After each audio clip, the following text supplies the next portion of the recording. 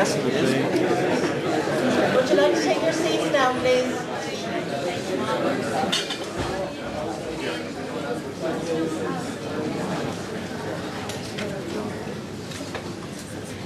So we start on this session, communicating atheism.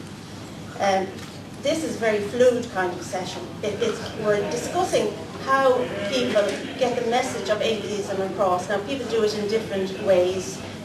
They do it through YouTube, books, DVDs, radio, or they blog. And we have different speakers here today. So I'm going to first introduce to you Rebecca Watson, who is a blogger and independent podcast host and founder of Skepchick.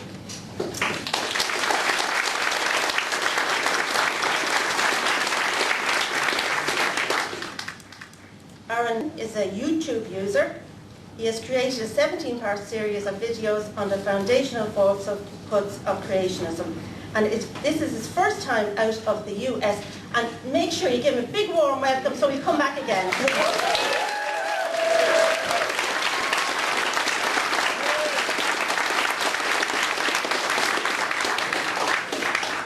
Melchiorre is editor of Atheist Lines International's magazine Secular World.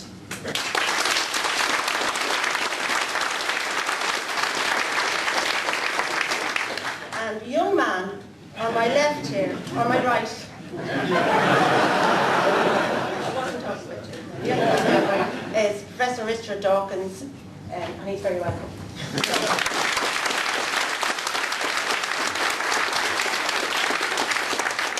Rebecca is going to start, then Aaron, Tom, and the young man on my right.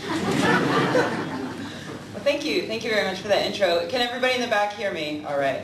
Yeah, it's really never been a problem for me, but everybody else has been asking that, so I thought I would as well. I'm really happy to be here. I was a little unsure about what I would be speaking about because the topic of communicating atheism is such a large one, and I wasn't really exactly sure what I should narrow it to. And then I saw the really interesting panel earlier today on women atheist activists. And I was going to ask a question at the Q&A, and then I realized I didn't have a question so much as an hour-long lecture. So I'd like to give that now. No, specifically I took issue with something that was said by the esteemed Paula Kirby, whose work I really enjoy. But she made a comment that she felt that there was no problem with sexism in the atheist community because she's never experienced any sexism in the atheist community. In the skeptical movement, we refer to that as an argument from ignorance, and in the feminist community, we refer to it as an argument from privilege. I'm really genuinely happy that she hasn't experienced any sexism, but I don't think that that's a proper basis to make a judgment on whether or not there is a problem with sexism and atheism. She also later said that she didn't think that there was some great conspiracy to keep women out of the atheist community. Well, I don't think anyone thinks that. I think that's a bit of a straw person, if you will. I think that, unless you want to consider the patriarchy in general as a conspiracy, which I don't think that there's any club that's getting together, how can we get less women involved? No, that's not happening. But there is an issue with sexism, and I thought that because the topic of this panel is communicating atheism, I thought that maybe I could offer my perspective as someone who communicates atheism while being a woman.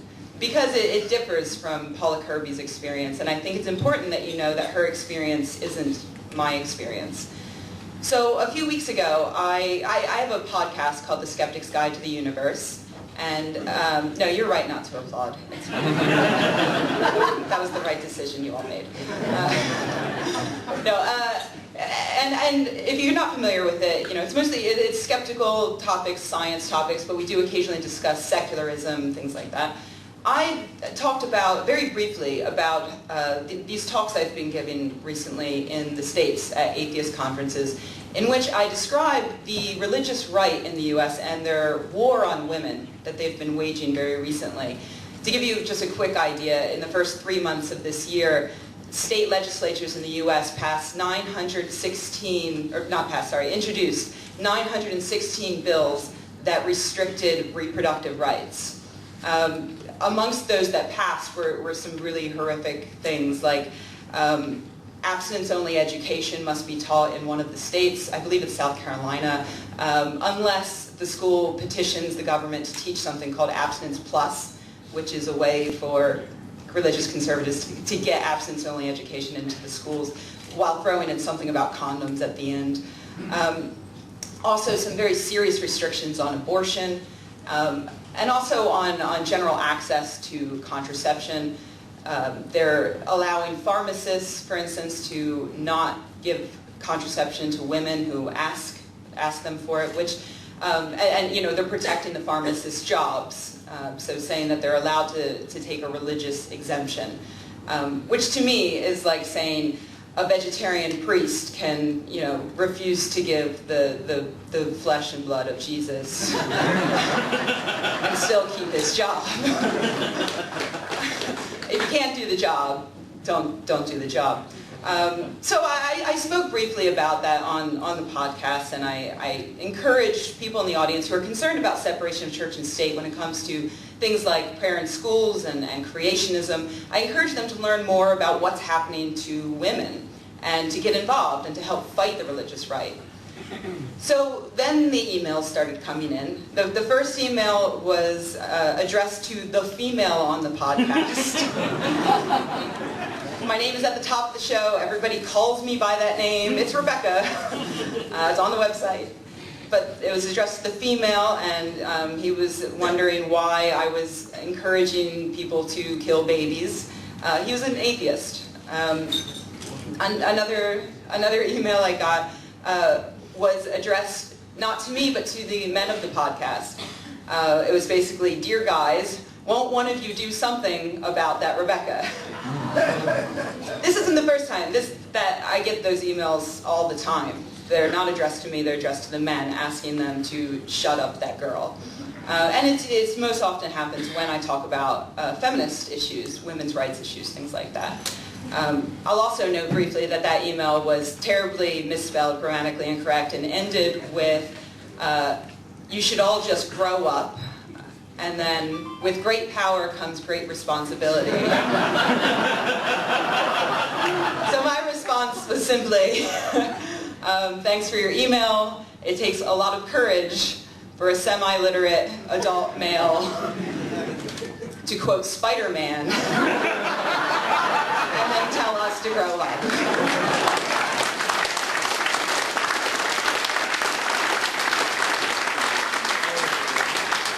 So I wish I could say that those emails were rare, but they're not. I get a couple of them a month, usually more if I'm talking about women's issues. They're extraordinary. They range in sexism, from extraordinarily sexist to this is probably kind of sexist. And it's quite disheartening to get these emails from people who actually agree with me on 98% of everything else that's important, but not on this. Then there are the emails from the people who seem to agree with me 100% of the time. I get fan mail, and a certain percentage of that fan mail is graphically sexual. And you're laughing, I hope, out of a little bit of discomfort. And if you're not uncomfortable, I'm going to make you uncomfortable. Because some of these emails do describe in graphic detail what these men would like to do to me sexually. These are from the people who agree with me, and they think they're complimenting me by sending me these emails, these tweets, YouTube messages, things like that. So these are from atheists, and they don't necessarily understand that they're being horribly misogynistic, but they are. Because misogyny isn't something that's just relegated to religion. Religion can certainly bring it out, and it can strengthen it, but it's a cultural problem. And even atheists, even rational people, haven't necessarily rationally looked at their own ideas of gender and equality and sex. So that's one of the things I like to do on Skepchick. That's one of the things that Skepchick as a website stands for, is it's a place where we combine skepticism and atheism and secularism and humanism and feminism. And through that, we hope to sort of let people know about what their privileges are and how they can help be more welcoming to women, how they can get rid of the biases they hold that they might not even realize they hold. So that's what it's like to deal with other atheists as an outspoken atheist woman. And of course, there's also, I should mention, the contact I get from people who disagree with me even on the atheism, the contact I get from religious people. I'm sure we've all heard Richard reading his amazing hate mail, which is hilarious, which I should mention is actually my cell phone ring.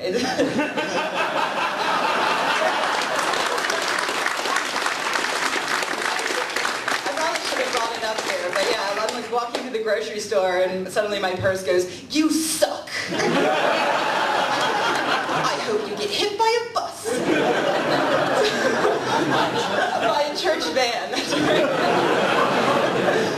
So the hate mail I get, obviously we all get some pretty terrible hate mail, but I'll just mention briefly that as a woman, a lot of the hate mail I get isn't just violent. I do get the death threats and, you know, standard sort of hate mail like that, but I also get a tremendous amount of threats from religious people that involve rape. A huge amount, probably more than the death threats, are the threats of rape. Whether they're threatening to rape me or they're just saying that somebody should, because you'll probably be better off. They come in all of the time. And it's incredibly damaging. So I just wanted to add my voice to, you know, the earlier panel I thought was really great, and I thought it was a great message to tell women that, yeah, you do need to speak out and you do need to stand up, but we also have to acknowledge what you're going to be facing when you stand up. You're going to be facing, you may be facing, I mean, obviously not every woman has these problems. It depends on probably what media you're using. Don't go on YouTube. Just don't do it. And I'm hoping that Aaron can maybe speak more to that later. But we do need to acknowledge the fact that women in our community do take a risk by standing up and speaking out. And when we acknowledge that, we can help build a better support basis for them so that when they start getting these terrible emails, you know, when I was getting them, I was alone, and I would cry a lot about it. Until the other guys on the podcast started speaking up and saying, you know, these emails are terrible. Did you notice how terrible these emails are? And I'm like, yes. Thank you. So I just want to encourage you all to support one another and to support the women in your lives and to know that it is a problem and to maybe even watch your own language and your own behavior to try to root out any biases that might be lurking within you. So that's all I got.